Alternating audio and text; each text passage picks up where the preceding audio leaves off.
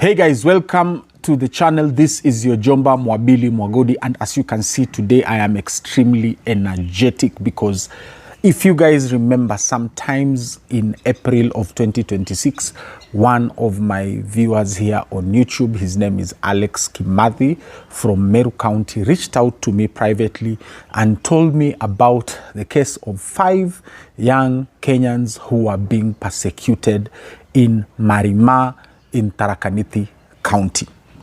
I reached out to Alex Kimathi. Thank you very much, Alex Kimathi, first of all for being my subscriber to the channel, and second of all for your support, and thirdly for reaching out to me because you saw that there is an injustice being committed against young Kenyans and you needed to help these people.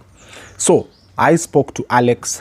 I planned a trip to Marima in Tharaka Nithi, and I traveled on the 22nd of April. In the evening of the 22nd, I reached Marima, and on 23rd, I started meeting these victims.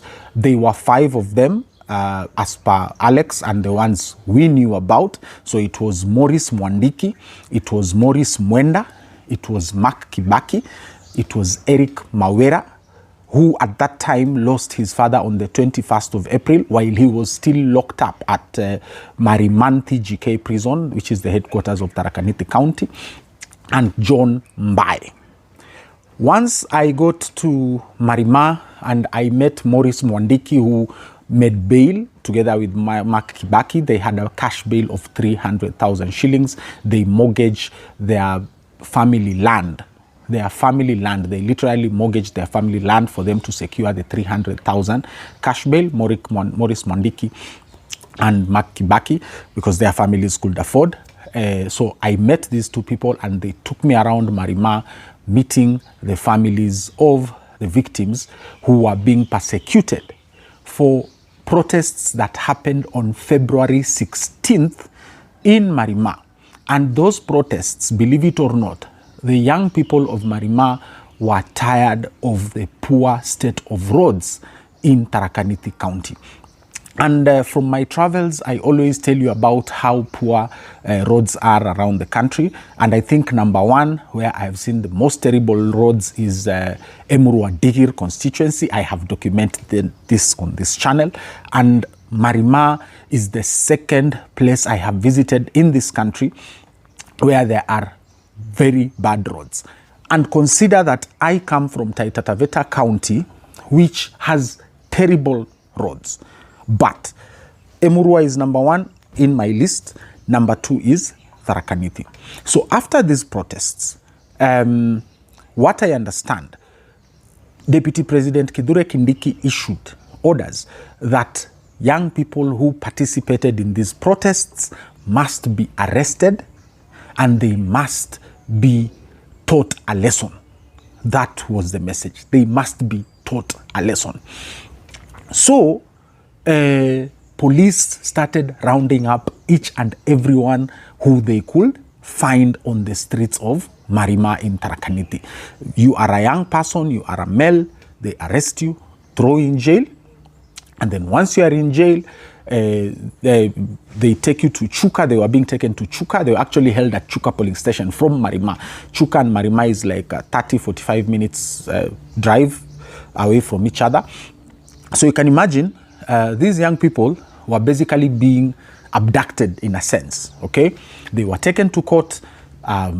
They were charged with, first of all, actually, let me just take you through step by step.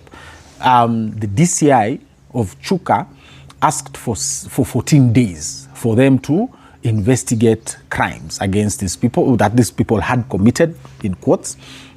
And then during that first presentation in court, when they did the miscellaneous application, they were given 7 days instead. They went and compiled a whole file, and they were alleging that these young Kenyans in Marima damaged property worth hundreds of millions of shillings, including police motor vehicles, including roads. Apparently they damaged roads and wakavunja mabarabara, and apparently they even assaulted police officers So these were very heinous charges, and cash bail was set at to 300,000 Kenyan shillings. So these people, because most of them could not make cash bail, they were remanded at Marima GK prison, which is now another 2 hours drive. No, maybe 1 hour. I think 1 hour drive now. No, 2 hours drive for Marima, because it is Marima, Chuka, then Chuka, Marimanti. So it is another 2 hours drive in Marima GK prison. What I did not know on my way to Marima is that there were not only 5 people who were being persecuted. The number was more than 5. If anything, it was more than 10. I still do not have the actual number of people, because while in Marima, after I met these people and I started looking for ways in which we can get help for these people, I started calling the people who I know in the Law Society of Kenya, LSK. And guys, it was tough, because you must remember Faith Odhiambo had at that time left office sometime in March. And Faith Odhiambo's LSK was very sympathetic to Kenyans who were being persecuted by President Ruto's government for protests. So they used to avail advocates of the High Court for Kenyans without means who are being persecuted for protests happening around their home areas. After Faith Odhiambo left office and Charles Kanjama took office, he cut off funding for pro bono, for representation of victims of persecution by President Ruto's government. So believe it or not, these young Kenyans never had representation in court. As at between February 16th and March 1st or 2nd, when they were being taken through the court system. So all these young Kenyans, over 10 of them, I think they were 13. I will confirm them, these numbers, actual numbers, with Advocate Damaris Musyimi, because she was handling all those files. And once I started reaching out to LSK, I spoke to, I think 3 advocates of the High Court in Chuka, who told me, look, if no one is paying for this, if these people cannot afford to pay, we are not taking up these briefs. So finally, I was connected to the chairperson of the Chuka LSK bar, who then proceeded to delegate these files to Advocate Damaris Musyimi. Thank you very much, Wakili Musyimi, for the work you have done on pro bono. Mungu akubariki sana. Mimi sina kitu ya kukupatia hapa kibinafsi kama Mwabili Mwagodi, but let us see at the end of this video what my viewers and I can do for you. So, wakili akachukua hizo files, and then once we started engaging is when she started telling me that, look, there are more young Kenyans in Marima GK prison. They are not only 5. The 5s are the ones who I know, 2 of which I met and 3 who are in Marima GK prison. Wakili Musyimi took up these files. She started pursuing them through the magistrate's court, through all the way to the High Court. And then a week ago, she finally got the order from the High Court that the cash bail had been reduced from 300,000 to 50,000 Kenyan shillings, and she started working on release orders after a well-wisher, and she has refused to tell me who this person is, volunteered to pay for each and every one of the persecution victims the cash bails. So whoever you are, mwenye ambaye ulijitokeza kulipa cash bail kwa ajili ya Wakenya hao waachiliwe huru, tunakushukuru, mimi pamoja na watazamaji wangu wa Mwabili Mwagodi TV. So finally, last night on the 12th of August 2026, Wakili texted me at around 8:17 p.m. informing me that each and every persecution victim has now been released, and each and every one of them is back home to their families. There is something that I do not have authority to speak on yet from Advocate Damaris Musyimi, but this is grave and very concerning to me, and it should be concerning to each and every Kenyan out there, including you, my viewers. This is a very important aspect of this case, whereby we have seen the DCI, the National Police Service, the Director of Public Prosecutions colluding with magistrates to persecute young Kenyans.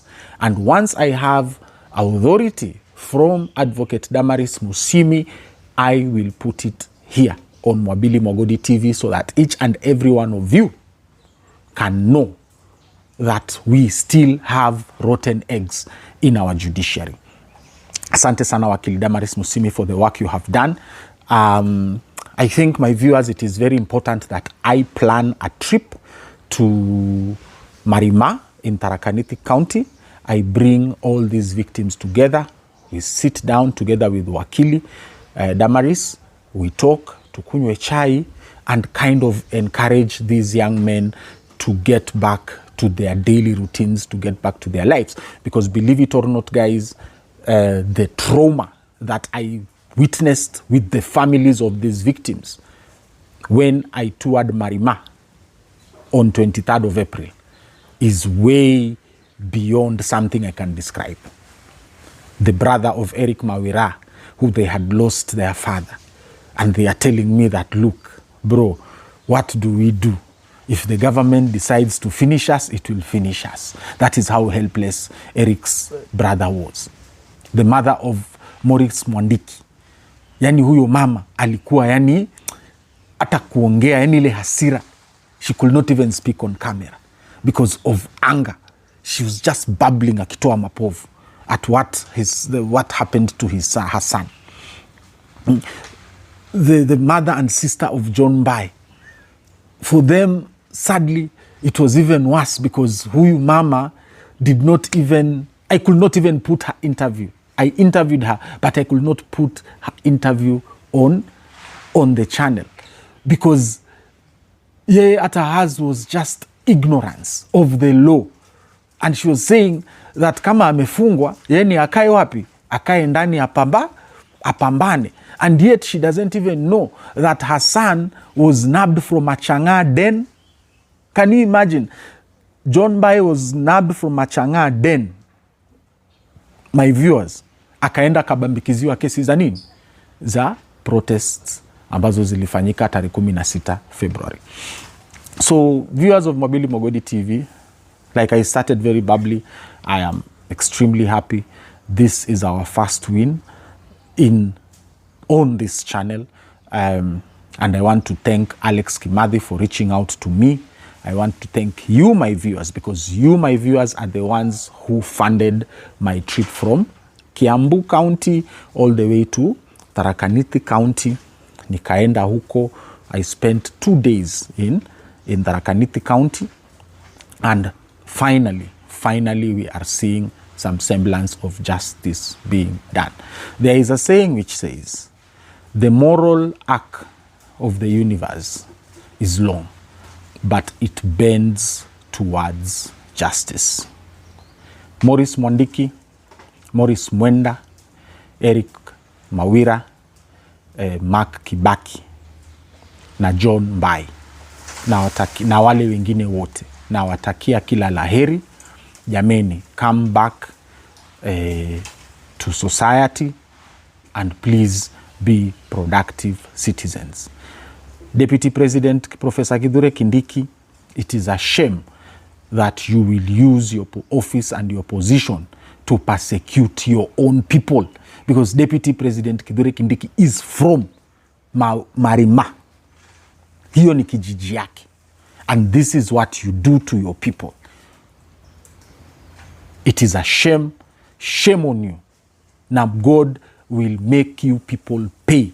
Na malipo haitakuwa mbinguni. I guarantee you, Professor Kithure Kindiki, I guarantee you, malipo haitakuwa mbinguni, malipo ni hapa duniani, for how you have made the families of these Marima protest victims suffer for the past I don't know how many months. February, March, April, May, June, July, 6 months, August, 7 months.